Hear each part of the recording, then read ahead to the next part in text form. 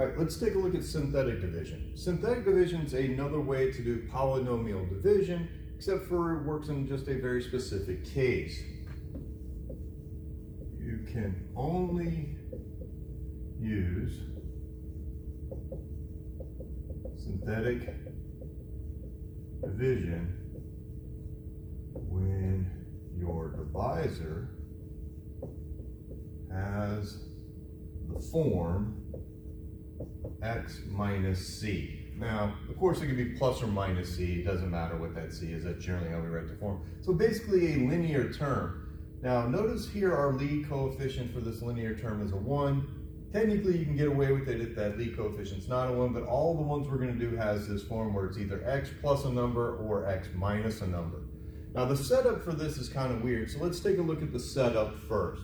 So let's just start out with, let's say we had, 2x squared minus 3x plus 4 and divided by x minus 5. So notice here we have polynomial long division, and where our divisor has that form of x plus or minus a number. Now the way that this setup works is it's kind of odd looking. We're going to draw a big division bar, but kind of upside down. On the inside, we put the coefficients of the polynomial that we are dividing, or our dividend. On the outside, we're going to put a little number right here. Now, the way you find this number is you set your divisor equal to 0 and solve. Of course, we get x equals 5. That's what goes on the outside. So this is the basic setup for our polynomial long division. So the coefficients of the dividend go on the inside, and when you set the divisor equal to 0 and solve, that's what goes on the outside. So that's the setup. Now the way that you do this is just very straightforward. The first number right here always just comes straight down. Whatever that number is, we bring straight down, that gives us a 2. So for the rest of this, all we're going to do is multiply and add. You take the number on the outside, multiply it by the number down here, that gives us what, 10, add down. So when we add down, that gives us a 7, and do it again. It's 35, add down is 39. Now this last number right here, I generally kind of box it in. This is the remainder. Okay, so now how do we interpret all these numbers as our answer? Well, the numbers that we got right here are the coefficients of a polynomial 1 degree less than what we started with. So we started with x squared, 1 degree less than that would just be x, or a linear term. So what would this answer give us? Well, that would be 2x plus 7 plus our remainder over our divisor. So these were the coefficients of a polynomial 1 degree less than what we're starting with. And remember, we always take our remainder and divide it by the divisor because it's still that's the leftover piece. So kind of an odd situation here. Pretty quick and easy to do once you learn how to do it. So let's see if we can try a few more of these and see how it works out. Let's see, let's try and complete another one here. So let's say if I gave, let's see if we can set that. So let's do x cubed plus 4x squared minus 2x plus 5 divided by x plus 2. Okay, so at this time, do me a favor, pause the video, see if you can set this up. And once you have it set up, go ahead and play again, and then we'll do this together. So there's our big upside down division bar. We're going to have kind of like 2 lines in here. Our coefficients would be 1, 4, -2, and 5. Now, just like before, if you have any missing powers, you need to put the placeholders in there, or zeros. So on the outside, we set our x plus 2 equal to 0 and solve, we get x is equal to -2. So that's what goes on the outside. Now, the first term always just comes straight down. So whatever that number is, you bring it straight down, and the rest is multiply, add, multiply, add. So -2 times 1 is -2, add down. -2 times -2 is -4, add down. -2, -6 is 12, add down. That last number is our remainder. These numbers right here are the coefficient of the polynomial 1 degree less than what we started with. So this started as x cubed, So these are the coefficients of an x squared. So we have 1x squared. Don't need to write that 1, but if you want to, so you can kind of see where it comes from. 2x minus 6, and then our remainder over our divisor. So a very, very quick, very easy way to do polynomial long division. However, your divisor has to have that form, x plus or minus a number. All right, let me give you guys one to try all on your own from start to finish.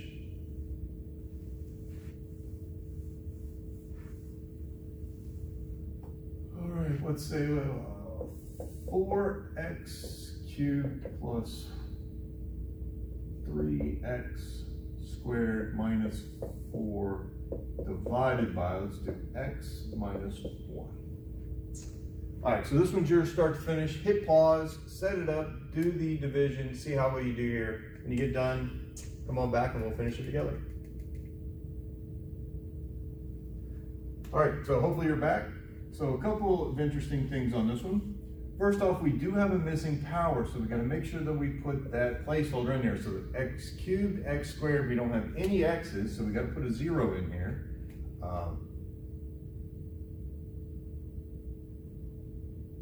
And our 4, sorry. When we set that equal to 0 and solve, of course, we just get 1. So we get x equals 1, that goes on the outside. Bring down the first number, just multiply, add. So 1 times 4 is 4. 1 times 7 is 7. 1 times 7 is 7. Add down, that gives me 11. So there is our remainder. Again, these are the coefficients of a polynomial 1 degree less than what we started with. We started with x cubed. So that gives me 4x squared plus 7x plus 7 with a remainder of 11. And we still need to divide that by x minus 1. All right, so again, very, very quick and easy to do. Let's try one more very quick example, and then we're going to see a couple more theorems that deal with this synthetic division. All right, so last one, let's see. So we got x cubed plus 3x squared plus 3x plus 1. Let's divide that by, again, let's keep it easy. Let's do x plus 1. So again, another one for you to try. Hit pause. See how well you do. Okay, so let's do the setup. On the inside here, we get 1, 3, 3, 1. On the outside, we should have a negative 1. Bring down your first term. That gives me a 1. Multiply, add. Multiply, add, multiply, and add. All right, so something interesting happened here. We have a 0 as a remainder. That means that x plus 1 divides evenly into this. So our result would be polynomial 1 degree less, that's 1x squared plus 2x plus 1. Or, what we managed to do, since that went evenly, we managed to factor this one here a little bit. We were able to show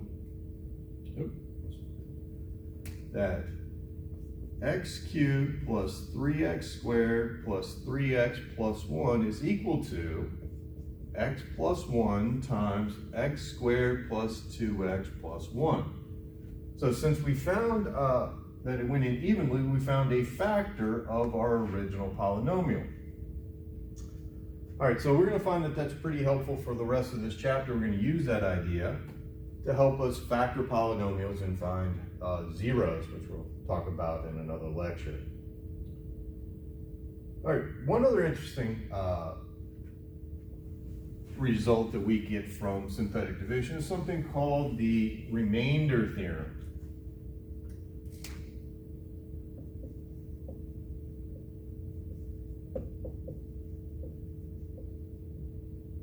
The remainder theorem says if you divide a function, let's say f of x, by x minus c, the remainder